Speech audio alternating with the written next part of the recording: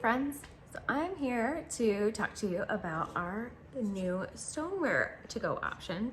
I wanted to go through just a quick video just so you know what all these little numbers and lines mean and why is it green on the bottom.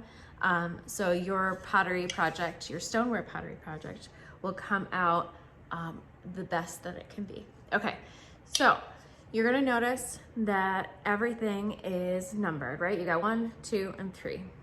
This should correspond with the colors that you picked, right? Your colors should be labeled 1, 2, and 3. Your blue lines are gonna get covered up as you paint, and that's okay. That's what's supposed to happen. They're here right now just to give you kind of a visual on where you're gonna put that belt, that band. You can move it up, you can move it down.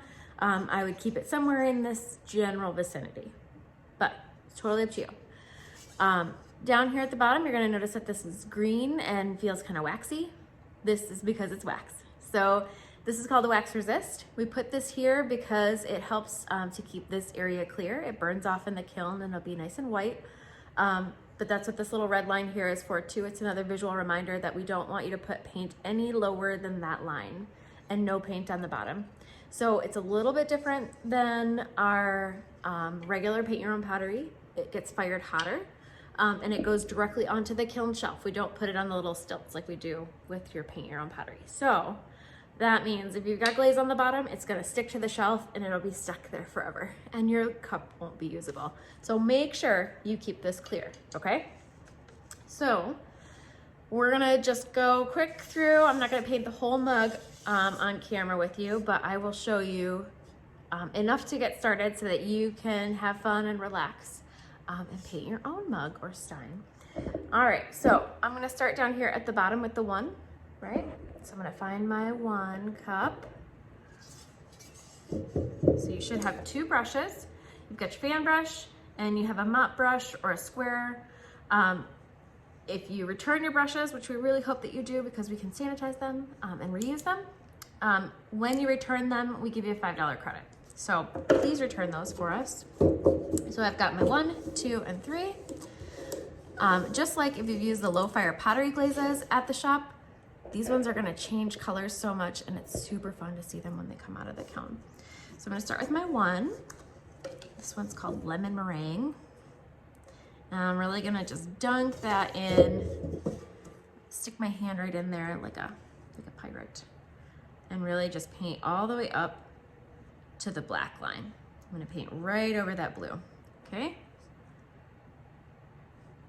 And I'm gonna do that for 2 coats.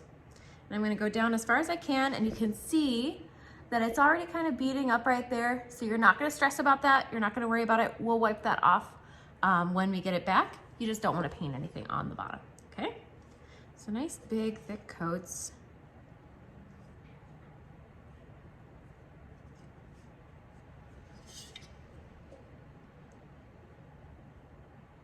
Go over the line like I just did. You're not gonna worry.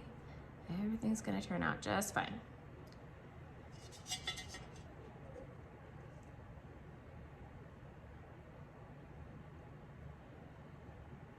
And one area you wanna make sure that you don't forget is this little spot under here, right? So you wanna make sure that you get under there and all the way into this little crease.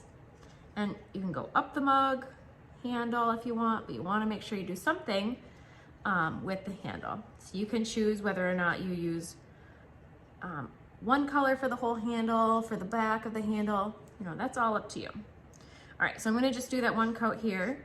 You've got 1 fan brush, so you want to rinse this off in between. I'm going to grab another fan brush.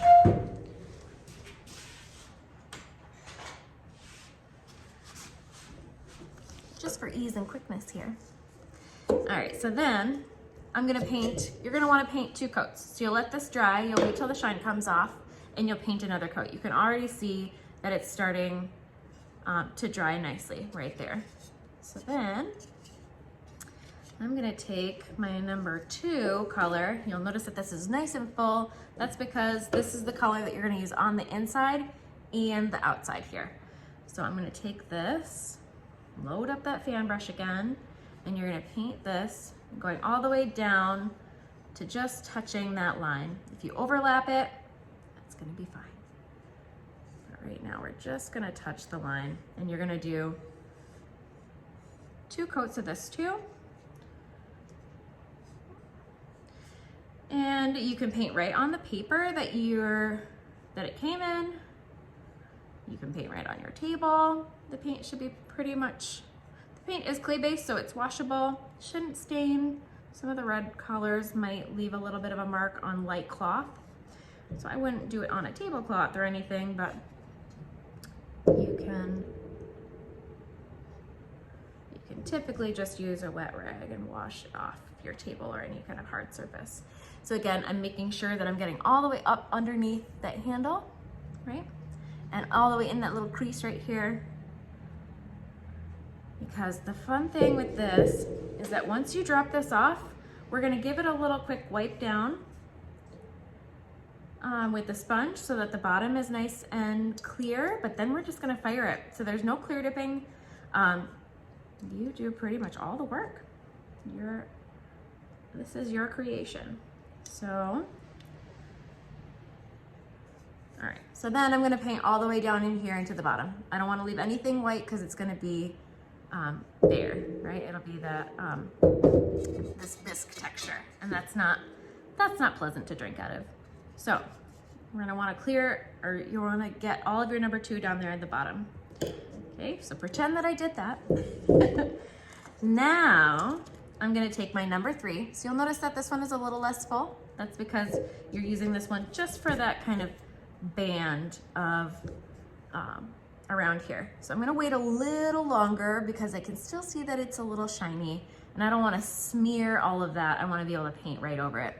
So I'm gonna wait for that first coat to dry. And I guess I will continue to paint the inside here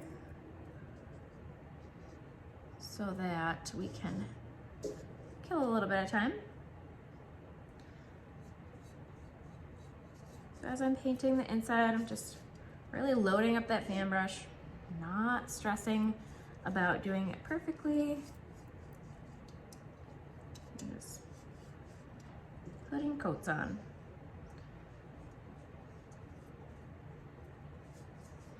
If you'd like to personalize this, we can. So the same wax resist that you use here on the, or that we use on the bottom for you, excuse me. The same wax resist that we use, we can also use to write your name or a personalized message. So there is a little section there where you can choose that upcharge, and we can write your name right here. And then you'll see that same kind of beading where as you're painting over it, your name will be, it'll be visible after firing. And of course, I'm just now starting to do my second coat, so I'm gonna have to wait that much longer. But I wanna make sure that I get that rim here, especially with this wavy mug. Ooh, see, I missed some spots. You really wanna make sure that you twist it all the way around so that you can see things like that little space where you don't have the glaze. So turning it all around, really making sure that you've got that glaze, you might as well use it. Really just load those 2 coats up, because that's how it's going to be that nice and shiny, not dry or under fired looking. It'll be really nice looking. Okay. And if you do end up with a little bit left over, you can always send it back. It's nice because we can just toss a drop of bleach in it and we can reuse it for the next person, or we can use it for our samples. It's nice to not have it go to waste. Okay, so you can see I'm really just loading up my brush, plopping it all around, swishing it all around in there. Yeah, especially with these wavy mugs, you really want to make sure that you get in and under all of the waves so that you don't have a dry or funky spot. Get that lip there. All right, so I like the way this looks. This is nice and thick, nice even coat. So I've got 2 even coats on the top.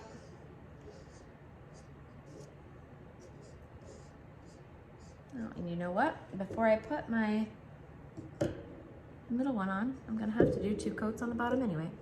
I'm gonna go back, while I'm waiting for this top to dry, I'm gonna go back and do my 2nd coat on the bottom.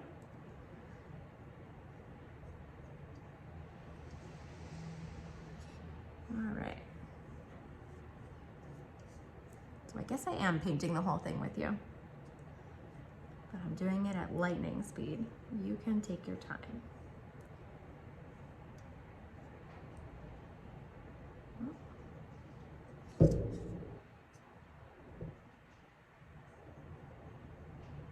Okay.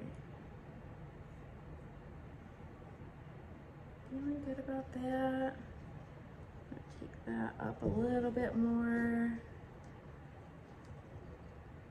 And you know what? So I think for my handle, I'm going to not overlap like I did in the middle. I think if I have any left of this this gray, it's gonna be Enchanted Forest is the name of the glaze, which is fun. I will actually just use this plain so you can kind of see what it looks like when it's overlapped and when it's just by itself. So these, I'm done with my yellow. This is lemon meringue. And I'm done with this red. This is Cinnabar. I love the names of these glazes. They're always so fun. I feel like that would be a fun job, glaze naming. All right, so I'm gonna pause this while I wait for paint to dry, and then we can move on to our next step.